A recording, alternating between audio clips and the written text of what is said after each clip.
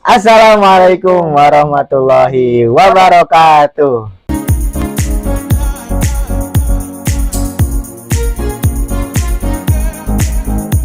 Ketemu lagi sama saya Ujang Kasep. Saya Bu Haji. Ya, ya Bu Haji, di video yang sekarang nih ada pertanyaan yang sedikit banyaknya meresahkan lagi. Gitu. Keresahan lagi. Lagi.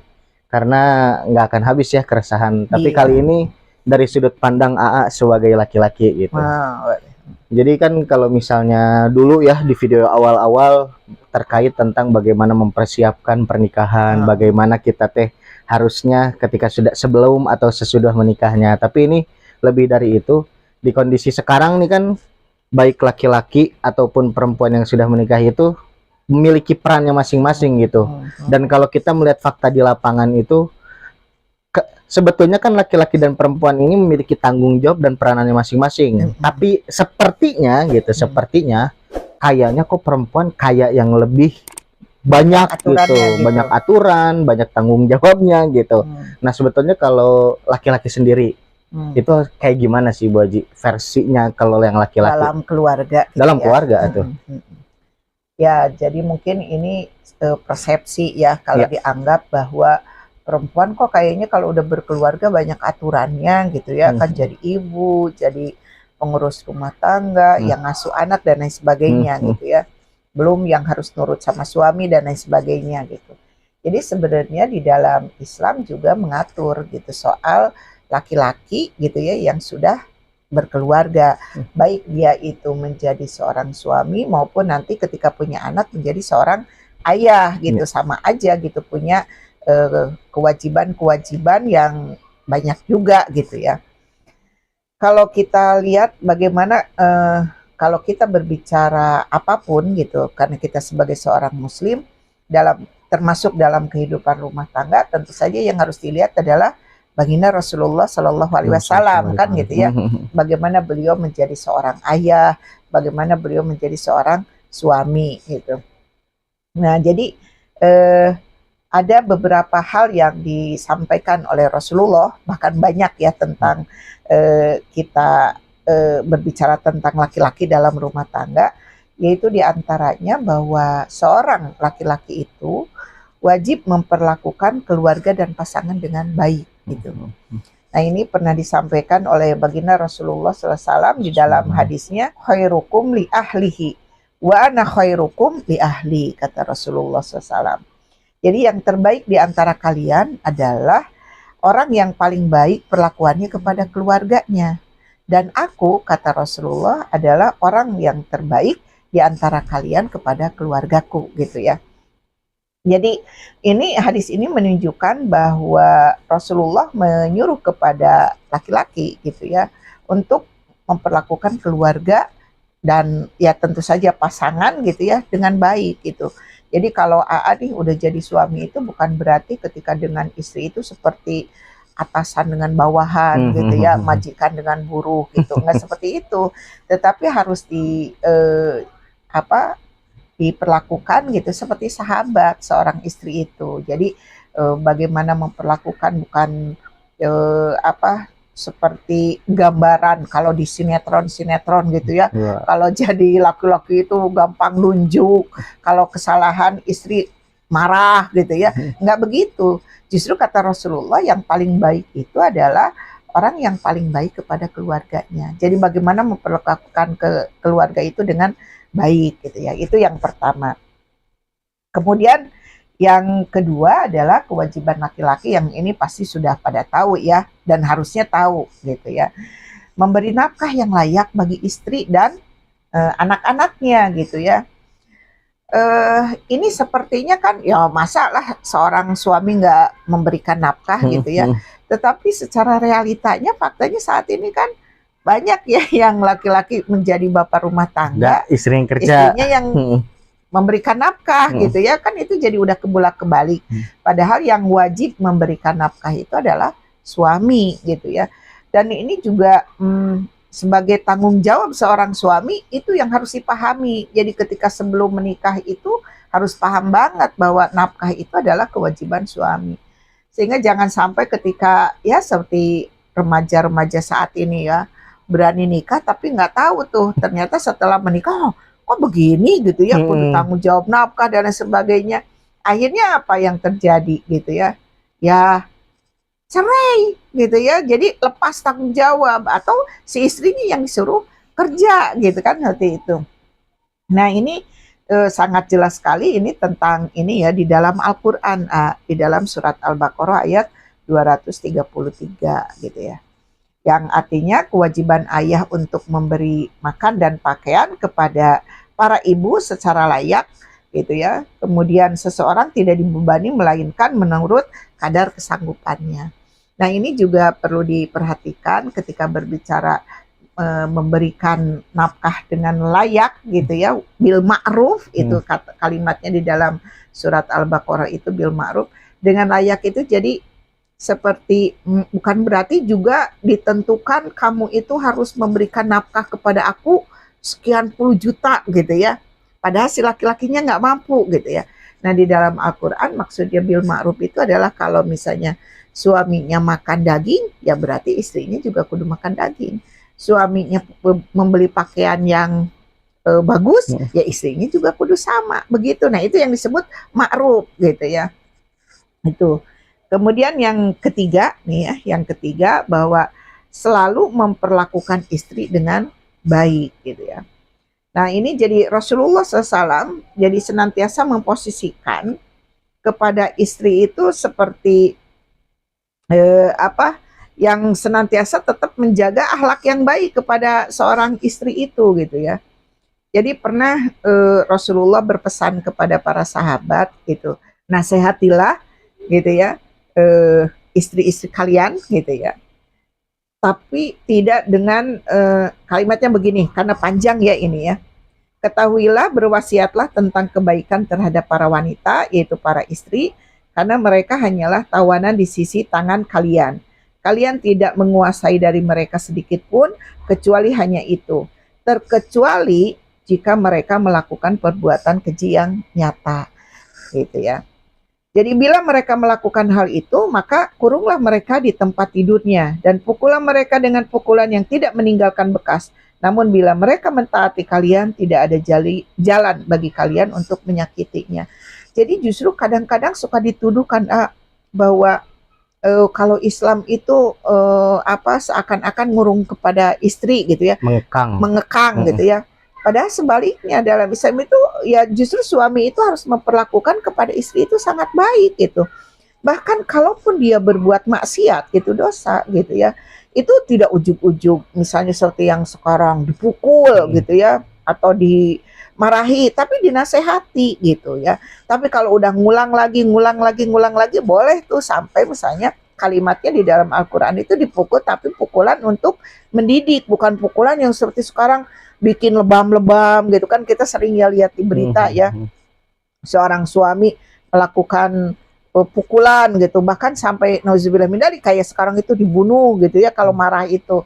Nah, di dalam Islam itu justru diperintahkan kepada laki-laki itu untuk memperlakukan perempuan itu atau istrinya itu dengan penuh ya kelembutan gitu ya seperti itu.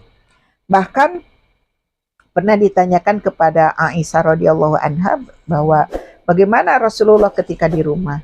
Kata Aisyah bahwa Rasulullah kalau pulang ke rumah gitu ya senantiasa membantu kepada beliau gitu ya. Jadi apa yang perlu dibantu ya dibantu. Jadi bukan berarti gara-gara tadi kan kewajiban yang kedua ya memberi nafkah, bukan semata-mata kemudian karena saya yang ngasih nafkah ya udah saya nggak mau tahu gitu ya. Itu urusan rumah itu urusan kamu aja gitu ya. Nah, enggak begitu gitu. Justru apa yang mampu oleh suami itu bantu istrinya gitu ya. Karena tadi kewajibannya itu memperlakukan dengan penuh kebaikan gitu kepada istrinya. Maka nanti akan tergambar tuh bahwa di dalam rumah itu baik buat suami maupun buat istri seperti surga gitu kan. Seperti kehidupan di dalam surga. Karena terjadi saling berbuat baik gitu ya. Suaminya berbuat baik kepada istrinya, istrinya juga begitu kepada suaminya. Nah, yang terakhir gitu ya bahwa Rasulullah juga mengingatkan bahwa ini peran yang seperti ini nih ya, laki-laki dan melakukan seperti itu tidak bisa ujug-ujug misalnya kita mengajarkan kepada calon suami pas di akad nikah, ya kan? Jadi bukan ilmunya itu pas akad baru dikasih tahu, gitu kan, gitu ya. Ya gimana, nggak pernah diajarin. Jadi ini pun persoalan nikah menjadi seorang suami yang bertanggung jawab kayak tadi, gitu ya. Itu harus dipersiapkannya itu sejak dini. Jadi bukan hanya ujug-ujug gitu ya. Kan kalau di nikah suka ada khutbah nikahnya gitu ya. Kita nggak bisa dengan khutbah nikah itu langsung seorang laki-laki berubah gitu ya. Yang asalnya nggak tahu apa-apa jadi langsung tahu. Begitu juga istrinya. Nah ini proses gitu ya. Jadi menjadi perempuan yang solihah, laki-laki juga laki-laki yang bertanggung jawab yang solih gitu ya. Itu proses tuh. Jadi pendidikan sejak sebelumnya, jauh dari sebelumnya gitu. Jadi nanti di dalam kehidupan rumah tangga itu betul-betul menyenangkan. Yang disebutkan yang senantiasa dibacakan doanya ketika orang menikah itu kan sakinah, mawadah, warohmah itu akan didapatkan kalau tadi suaminya juga melaksanakan kewajiban-kewajiban dalam rumah tangganya gitu. Tapi kan itu tadi kondisi yang terakhir itu mempersiapkan sebelumnya. Kalau ternyata faktanya yang sekarang ada itu mereka jauh-jauh hari tidak mempersiapkan itu dan baru mau melakukan itu pas setelah akad, itu gimana tuh? Ya berarti kan sebetulnya kan dibilang telat ya telat gitu ya, baru ini baru menikah baru loh kok ternyata kehidupan rumah tangga itu begini gitu ya. Ya berarti kudu nuntut ilmu. Jadi walaupun sudah berumah tangga, maka berarti istrinya juga kudu nuntut ilmu. Sebenarnya istrinya itu kan kewajiban suami itu ngedidik ya. Tapi kalau suaminya juga nggak tahu ilmunya gimana? Berarti harus saling dukung. Mungkin suaminya tuh mengizinkan istrinya untuk menuntut ilmu. Kayak kalau sekarang kan majlis-majlis ilmu buat perempuan itu majlis taklim gitu ya. Itu harus didorong tuh, diberikan izin karena istri kan nggak boleh keluar kalau tanpa izin suami ya. Makanya harus diberikan izin supaya dia juga bisa mendidik anaknya. Si suami juga supaya dia itu selama menjadi suami itu berpahala gitu ya, beribadah, kudu juga menuntut ilmu. Jadi di sela-sela mungkin kan saya udah mencari nafkah gitu ya, udah capek gitu. Tapi tetap kewajiban menuntut ilmunya tidak akan pernah bisa tergantikan dengan dia mencari nafkah. Karena apa? Menjadi suami itu menjadi pemimpin kan, menjadi qawwam. Nah kalau qawwam itu bertanggung jawab akan keseluruhannya, baik kepada istrinya, kepada anaknya. Jadi kalau nanti istrinya nggak bisa ngedidik kepada anaknya, tuh tanggung jawab suaminya. Berarti nggak bisa ngedidik. Maka penting kan kudu belajar. Jadi kudu belajar lagi nih hakikat rumah tangga itu kudunya seperti apa gitu. Yang berarti kan secara kesimpulan garis besarnya kan ini kita mengambil dari sudut pandang lelaki, tapi pada faktanya tidak hanya lelaki juga, tidak hanya lelaki yang harus bersikap seperti itu atau yang belajar seperti itu, perempuan pun sama kan. Jadi saling gitu berkolaborasi. Ya sama-sama belajar. Makanya perempuan juga sebelum nikah harus sudah dipersiapkan. Jadi kayak misalnya AA nanti ya insya Allah punya anak. Kalau punya anak perempuan, persiapkan anak perempuan AA itu nantinya bakal jadi seorang istri, bakal jadi seorang ibu rumah tangga. Nah supaya nanti ketika dia masuk ke dalam masaknya gitu ya, dia berumah tangga, udah dipersiapkan tuh dari jauh-jauh gitu ya. Jadi nggak gelagapan. Sekarang kan banyak perempuan nih nikahnya semangat, ternyata begitu punya anak, kok begini gitu ya, kaget. Belum lagi ditangisi anaknya ya kan, belum lagi misalnya nih menemukan anak yang rewel, belum lagi gimana caranya nih, nggak tahu bagaimana, mana yang lapar, mana yang anaknya sakit, mana yang ternyata itu kalau kita tidak belajar dulu gitu, itu kan stres tuh. Gimana ini? Makanya kan banyak kejadian kenapa misalnya seorang ibu maupun seorang ayah nih begitu punya anak gitu, jadi malah pada stres. Si anaknya yang jadi korban karena yang paling lemah kan anak gitu, jadi korban. Nah ini akibat dari apa? Nggak mempersiapkan bagaimana jadi ibu, jadi ayah. Nah begitu juga bisa jadi seorang laki-laki nggak pernah dipersiapkan.